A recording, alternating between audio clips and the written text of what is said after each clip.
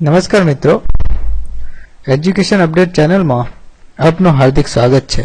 મિત્રો, પ્રજ્ઞા અભિગમ એટલે કે પ્રજ્ઞા વર્ગના ઘટકોની આ વિડીયોમાં આપણે માહિતી મેળવીશું, જે ખૂબ જ અગત્યનો ટોપિક છે, જેમાં ટેટ, ટાટ, એસટાટમાં મેથડમાં આના પ્રશ્નો પૂછાતા હોય છે, જેનો ખ્યાલ દરેકને હોવો જરૂરી છે। તો એનો અભ્યાસ કરીશું આ વિડીયોમાં। પ્રજ્ઞા વર્ગના ઘટકોની સમજ, એમાં પહેલો ટોપિક છે કાર્ડ અને માઇલસ્ટોનની સમજ। દરેક વિષયના અલગ અલગ કાર્ડ હોય છે અને ચિત્રો પણ અલગ હોય છે। અમુક કાર્ડ પૂરા થાય એટલે એક માઇલસ્ટોન પૂરો થયો ગણાય, જેને એક થોભલાથી દર્શાવાય છે અને તેમાં તે માઇલસ્ટોનનો નંબર હોય છે।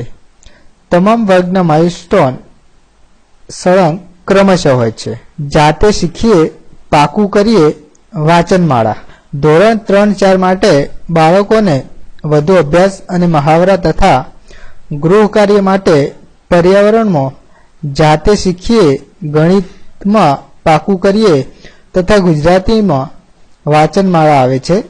જ્યારે કાર્ડમાં ઘરનું ચિત્ર આવે ત્યારે આનો ઉપયોગ ગૃહ કાર્ય તરીકે થાય છે। બાળકને સ્વ અધ્યયન પોથીમાં લેખન કાર્ય પૂર્ણ થયા બાદ આનો ઉપયોગ ગૃહ કાર્ય આપવા માટે કરવામાં આવે છે। આગળનો ટોપિક છે ડિસ્પ્લે બોર્ડ। બંને વર્ગમાં આવા ડિસ્પ્લે બોર્ડ લગાવેલા હોય છે। દરેક બાળકની દરેક પ્રવૃત્તિ આ ડિસ્પ્લે બોર્ડ પર દર્શાવવામાં આવે છે। દરેક બાળક પોતાની પ્રવૃત્તિ જાતે દર્શાવી શકે તે માટે તેની ઊંચાઈ બાળકને ધ્યાનમાં રાખીને રાખવામાં આવે છે। પ્રગતિ માપન રજિસ્ટર। દરેક વર્ગમાં વિષયવાર પ્રગતિ માપન રજિસ્ટર રાખવામાં આવે છે। પ્રગતિ માપન રજિસ્ટરમાં દરેક બાળકના નામની નોંધ ટુકડી આધારિત કરવામાં આવે છે, જેમાં લેડર પર દર્શાવેલ તમામ કાર્ડ દર્શાવવામાં આવેલ હોય છે। બાળકે જે કાર્ડ પૂર્ણ કર્યું તેની સામે ટીક કરવામાં આવે છે, જેનાથી બાળકની સ્થિતિ અને બાળકની બેઠક વ્યવસ્થા જાણી શકાય। આગળનો ટોપિક છે છાબડી।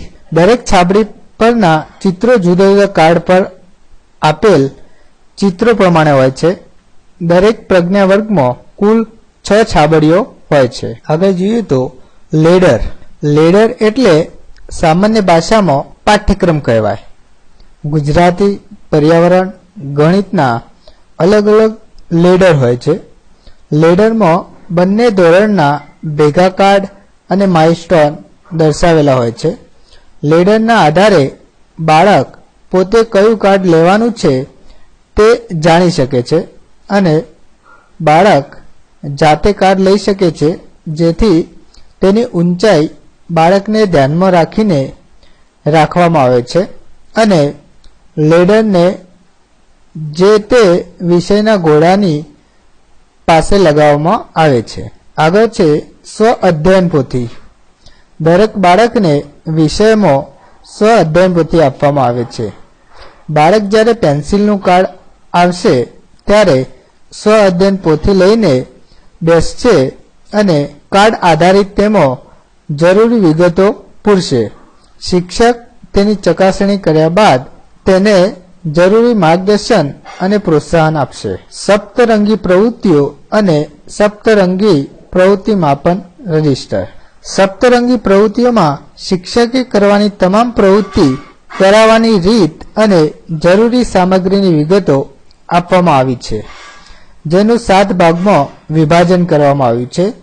જે ટુકડીને જ્યારે જે પ્રવૃત્તિ કરવામાં આવે તો તે પ્રવૃત્તિની નોંધ સપ્તરંગી પ્રવૃત્તિ રજિસ્ટરમાં તેના વિભાગમાં તારીખ સાથે કરવામાં આવે છે અને સાથે તેનું અલગથી એકંદરી પત્રક પણ નિભાવવામાં આવે છે। આગળ જોઈએ તો TLM બોક્સ। TLM બોક્સમાં કાર્ડ આધારિત બાળકોને શિક્ષણ કાર્યમાં ઉપયોગી TLMનું નિર્માણ કરી મૂકવામાં આવે છે, જેથી બાળક પોતાની જાતે તેના કાર્ડ પ્રમાણે TLM લઈ અભ્યાસ કરી શકે, જેથી TLM બોક્સ નીચે મૂકવામાં આવે છે. ઘોડા એટલે કે રેક. તમામ ઘોડામાં માઇલસ્ટોન વાઇઝ કાર્ડની ગોઠવણી કરવામાં આવે છે. હવે જોઈએ તો વિષયવાર માઇલસ્ટોનની સંખ્યા. તો કોષ્ટકમાં જોઈએ તો વિષય ગુજરાતી છે તો ધોરણ 1માં 0 થી 8 માઇલસ્ટોન હોય, ધોરણ 2માં 9 થી 19, ધોરણ 3માં 20 થી 31, ધોરણ 4માં 32 થી 43. એવી જ રીતે પર્યાવરણમાં ધોરણ 1માં 0 થી 11, ધોરણ 2માં 12 થી 22, ધોરણ 3માં 23 થી 33, ધોરણ 4માં 34 થી 43. ગણિત વિષયમાં જોઈએ તો 0 થી 8, ધોરણ 2માં 9 થી 19, ધોરણ 3માં 20 થી 31, ધોરણ 4માં 32 થી 48. હવે વિષય હિન્દીમાં જોઈએ તો 1 થી 3માં નહીં આવે, ધોરણ 4માં 1 થી 49. આગળનો ટોપિક છે ટીચર હેન્ડબુક. દરેક વર્ગમાં વિષયવાર ટીચર હેન્ડબુક આપવામાં આવે છે, જેમાં શિક્ષકે કરવાની તમામ પ્રવૃત્તિઓ કાર્ડ આધારિત આપવામાં આવેલ છે અને શિક્ષકે તે વિષય અંતર્ગત બાળકોને કરવાની તમામ પ્રવૃત્તિઓની વિગતે નોંધ આપવામાં આવેલ છે. દરેક ચિત્ર તથા દરેક કાર્ડની સમજ આપવામાં આવેલ છે. ટૂંકમાં પ્રજ્ઞા વર્ગ ટીચર હેન્ડબુક એ શિક્ષકનો સાથી બને છે. બીજો ટોપિક છે પોર્ટફોલિયો. દરેક બાળકનો અલગથી પોર્ટફોલિયો હોય છે, જેના પર બાળકના ફોટા સાથેની વિગતો દર્શાવવામાં આવે છે. પોર્ટફોલિયોમાં બાળકે કરેલી પ્રવૃત્તિઓ મૂકવામાં આવે છે. બાળકનો ધોરણ 1-2માં અભ્યાસ પૂર્ણ થતો આ પોર્ટફોલિયો આગળના ધોરણમાં લઈ જવામાં આવે છે. વિષયોની સમજ: ગુજરાતી પીળો રંગ, પર્યાવરણ લીલો રંગ, ગણિત વાદળી રંગ, હિન્દી ગુલાબી રંગ. ઉપરના તમામ વિષયોની તમામ સામગ્રી દર્શાવેલ રંગમાં જ હોય છે. સપ્તરંગી ધોરણ 1 થી 4 માટે કુલ 350 હોય છે. વિષય વિભાજનની સમજ: પ્રજ્ઞા વર્ગમાં ધોરણવાર હાજરી પત્રક નિભાવવામાં આવે છે.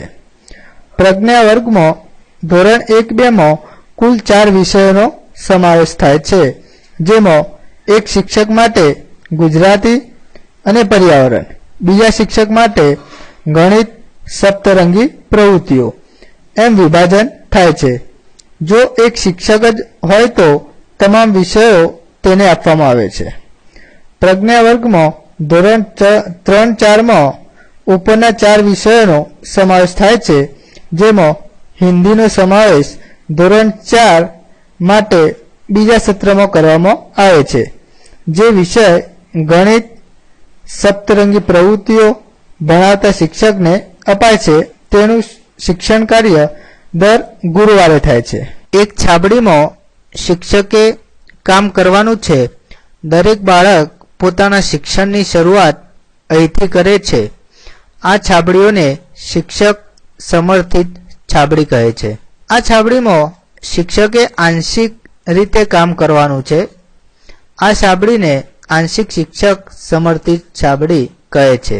આ છાબડીમાં બાળક સાથે રહી શીખે છે. આ છાબડીને સાથી સમર્પિત છાબડી કહે છે. આ છાબડીમાં બાળક આંશિક રીતે સાથે રહી શીખે છે. આ છાબડીને આંશિક સાથી સમર્પિત છાબડી કહે છે. આ છાબડીમાં બાળકે શીખેલું પાકું કરવા માટે કામ થાય છે. આ છાબડીને સ્વ અધ્યયનની છાબડી કહે છે. આ છાબડીમાં બાળકે શીખેલું ચકાસવા માટે કામ થાય છે. આ છાબડીમાં મૂલ્યાંકનની છાબડી કહે છે. વર્ગ વિભાજનની સમજ: પ્રજ્ઞા વર્ગની શરૂઆત સૌ પ્રથમ ટુકડીના વિભાજનથી થાય છે. 2 ધોરણના બાળકોની સંખ્યાનું સપ્રમાણ વિભાજન બંને ટુકડીમાં કરવામાં આવે છે. 2 ધોરણના 2 પ્રજ્ઞા વર્ગો બનાવવામાં આવે છે. જો સંખ્યા ઓછી હોય અને શિક્ષકની ઘટ હોય તો તેવા સંજોગોમાં એક વર્ગમાં પ્રજ્ઞા વર્ગ ચલાવાય છે. પ્રજ્ઞા વર્ગમાં ધોરણવાર હાજરી પત્રક નિભાવવામાં આવે છે. પ્રજ્ઞા વર્ગમાં ધોરણવાર હાજરી પત્રક નિભાવવામાં આવે છે. તો મિત્રો આ વિડીયો પરથી તમને ખ્યાલ આવી જશે કે પ્રજ્ઞા વર્ગ અભિગમમાં કઈ રીતે પ્રવૃત્તિ કરવાની હોય છે. તો વિડીયો જોવા બદલ તમારો ખૂબ ખૂબ આભાર.